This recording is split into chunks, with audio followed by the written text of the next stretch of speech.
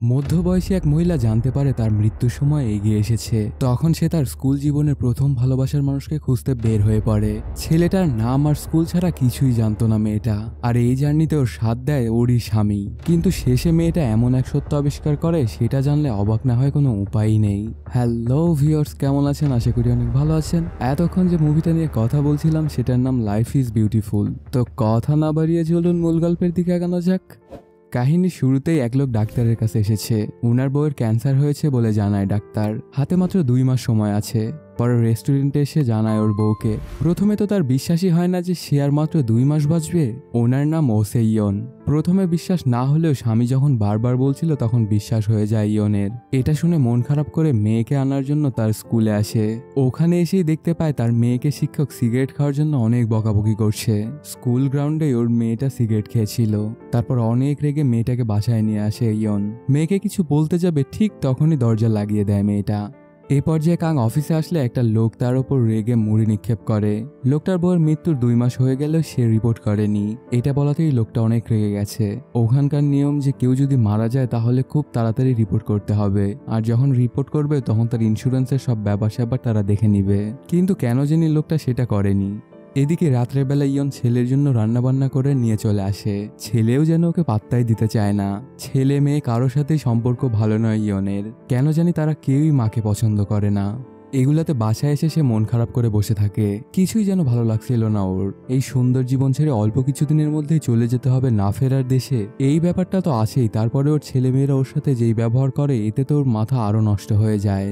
পরদিন সকালবেলা সবার সবকিছু দেখাশোনা করে ইয়ন। এই অসুস্থ শরীর নিয়েও এত কাজ করছিল সে, কিন্তু কারো কোনো পরোয়াই নেই ওর জন্য।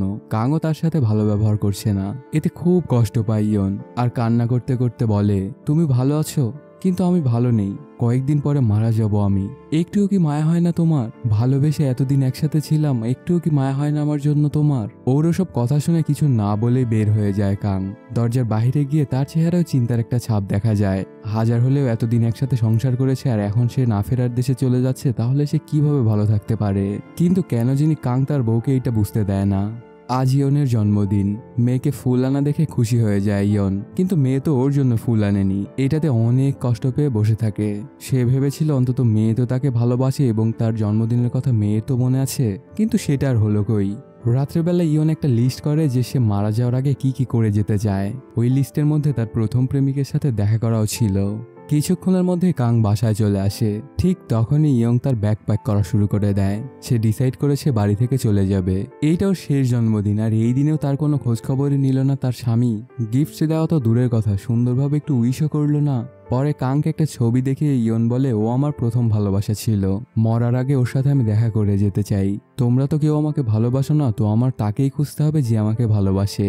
কিন্তু ইয়নের কথায় তেমন একটা গুরুত্বই দেয় না কাং। পরদিন কাং অফিসে আসলে তার ফোনে একটা মেসেজ আসে। অনেক টাকা খরচ করেছে ইয়ন। তারপর কল দিয়ে জানতে পারে সে শপিং করেছে। এত টাকা খরচ হয়ে যাওয়ায় কাংয়ের মাথায় খারাপ হয়ে যায়। তৎক্ষণাৎই সে বাসায় এসে ইয়নকে বলে, কেন করছো এসব তুমি? তখন ইয়ন জানায়, গত 20 বছর যে আমাকে তেমন কোনো গিফটসই দেওনি, এজন্যই এবার একবারেই সব নিয়ে নিয়েছি। তারপর কাংকে ডিভোর্সের পেপার ধরিয়ে দেয় আর বলে, অর্ধেক সম্পদ আমার। মারা যাওয়ার আগে আমি সবকিছু শেষ করে যাব। এগুলো শুনে একদমই যেন পাগল প্রায় হয়ে যায় কাং। কোনো উপায় না পেয়ে শেষে রাজি হয় কাং ওকে তার প্রথম প্রেমিকের কাছে নিয়ে যেতে চায়। বের হয়ে পড়ে দুজনই। তারপর ইয়ন শপিং মলে গিয়ে যেগুলো আগে কিনেছিল অনেক দাম দিয়ে, সেগুলো সব ফেরত দিয়ে আসে। এতে ওর কিছু টাকা লস যায়, তারপরেও ফেরত দিয়ে আসে। তারপর ওর প্রথম প্রেমিককে খোঁজার উদ্দেশ্যে বের হয়ে পড়ে। কিন্তু ইয়ন ওর অ্যাড্রেস জানে না, শুধু জানে কোন স্কুলে পড়েছিল। স্কুলটা মকপো নামের শহরে অবস্থিত। কোনো উপায় না পেয়ে মকপোর উদ্দেশ্যেই রওনা হয় ওরা দুজন। ওর প্রথম প্রেমিকের সাথে দেখা করতে নিয়ে যাচ্ছে, এই জন্য অনেক খুশি ইয়ন। কয়েক ঘন্টার জার্নির পরে এসে পৌঁছে ওরা মকপোতে। আগের মতো আর নেই এই শহরটা, অনেক পরিবর্তন হয়ে গেছে। এদিকে বাসায় ছেলে বের হতে থাকলে তার বোন এসে ঔষধ দেয় আর বলে, ঠিক করে খাবি কিন্তু, না হলে মা এসে আবার গুনবে, আর যদি দেখতে পায় তুই ওষুধ খাসনি তাহলে কিন্তু অনেক ঝামেলা করবে। তখন সে জানায়, আজ রাতে বাসায় আসবো না আমি। এটাতে কেন জানি মেয়েটাও খুব খুশি হয়ে যায়। মকপোতে এসেই প্রথমে ইয়নের বাবার কবরের কাছে যায় ওরা। কবরে শ্রদ্ধাঞ্জলি দিয়ে তারপর এসে পৌঁছে স্কুলে। ছুটির দিন থাকলেও ভাগ্যক্রমে এক শিক্ষককে পেয়ে যায়। স্কুলের ভেতর ঢুকতেই কাহিনীটা ফ্ল্যাশব্যাকে চলে যায়। তখন ইয়ন স্কুলে পড়তো। তার বান্ধবীর সাথে ব্রডকাস্টিং ক্লাবে আসে ওরা দুজন। পারফর্ম করছিল পার্ক জুংও। ইয়নের বান্ধবীর পরিচিত ছিল পার্ক। প্রথম দেখাতেই পার্ককে ভালো লেগে যায় ইয়নের। পরদিন ওর সাথে পরিচয় করিয়ে দেয় হিয়ংজুন। তখন পার্ক জানায় সিওলে একটা প্রোগ্রামের টিকিট হাতে পেয়েছি, তোমরা চাইলে যেতে পারো আমার সাথে। এটা শুনে দুজনেই যাবে বলে জানিয়ে দেয়। পরে তিনজন মিলে একটা ছবিও ওঠায়। কাহিনীটা আবারও প্রেজেন্ট টাইমে চলে আসে। শিক্ষককে ওই ছবিটা দেখালেও কোনো খোঁজ দেয় না, কারণ কারো পার্সোনাল ডাটা অন্য কাউকে দেয়া যাবে না। এটাতে মন খারাপ করে চলে আসে ইয়ন। তখনই ওর মনে পড়ে যায় পার্কের বাবার বন্ধুর কথা, যার একটা স্টুডিও ছিল। ওনার ক্যামেরা দিয়ে ছবিটি উঠিয়েছিল ওরা। তারপর গিয়ে পৌঁছে সেই দোকানে। লোকটা একটা নাম্বার দেয়, কিন্তু সেটাও বন্ধ। পরে লোকটা জানায় এখান থেকে ওরা বুসানে গিয়েছিল, ওখানে শিপইয়ার্ডে কাজ করতো পার্কের বাবা। তো বুসানের উদ্দেশ্যে বেরিয়ে পড়ে ওরা। যেতে যেতে রাস্তাতেই রাত হয়ে যায়। দুজনে এক মোটেলে এসে পৌঁছে। মোটেলের এক রুমে দুজনে শুয়ে থাকলে ইয়নের আবারও পুরনো স্মৃতি মনে পড়তে থাকে। সেদিন ইয়ন আর পার্ক সিওলে যাচ্ছিল।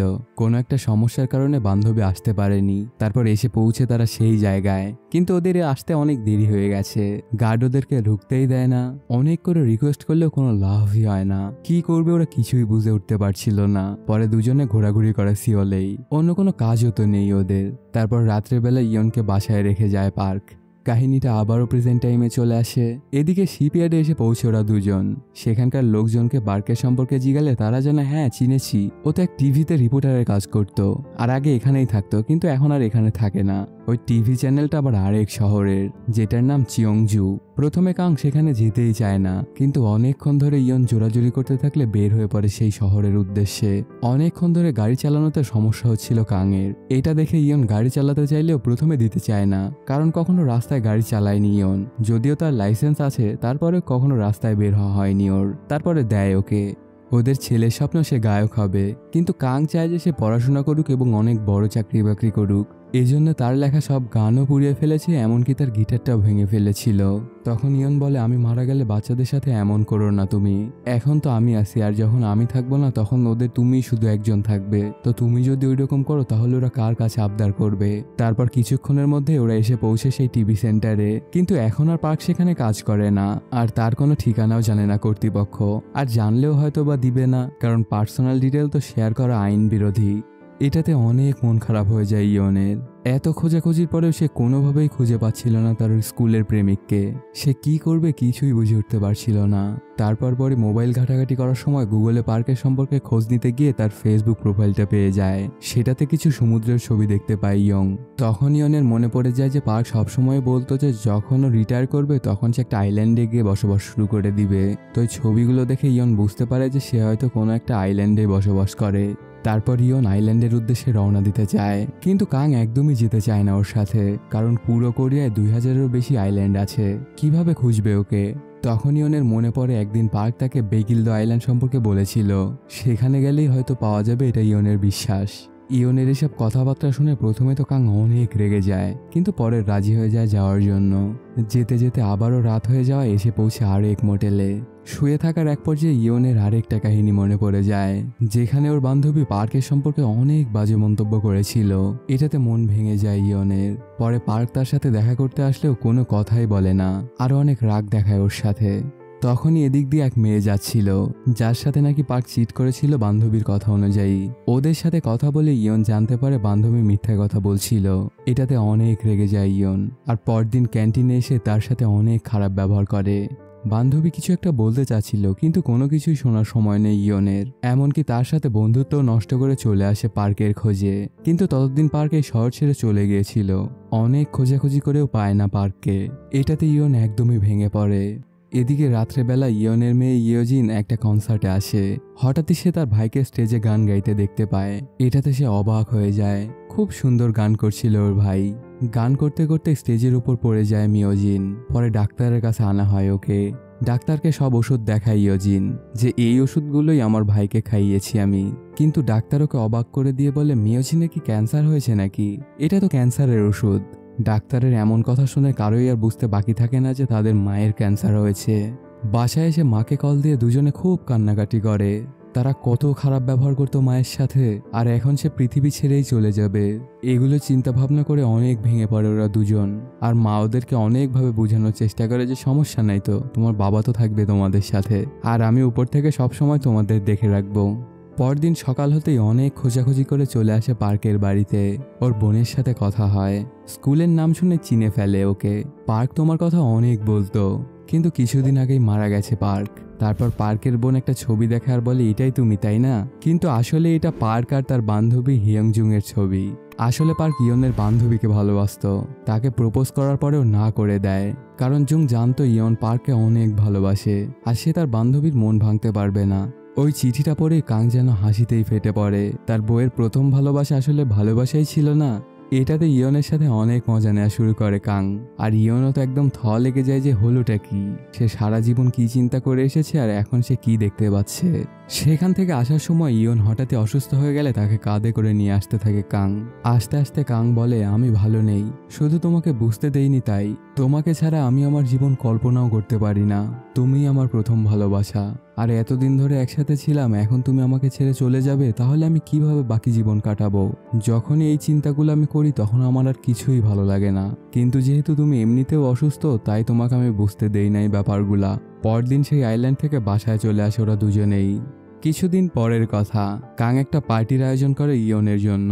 হিয়নজুংকেও ইনভাইট করে, ওকে দেখেই খুশি হয়ে যায় ইয়ন। তারপর পার্টিতে এসে পৌঁছে ইয়নের স্কুলের সবাইকে আমন্ত্রণ জানিয়েছিল কাং।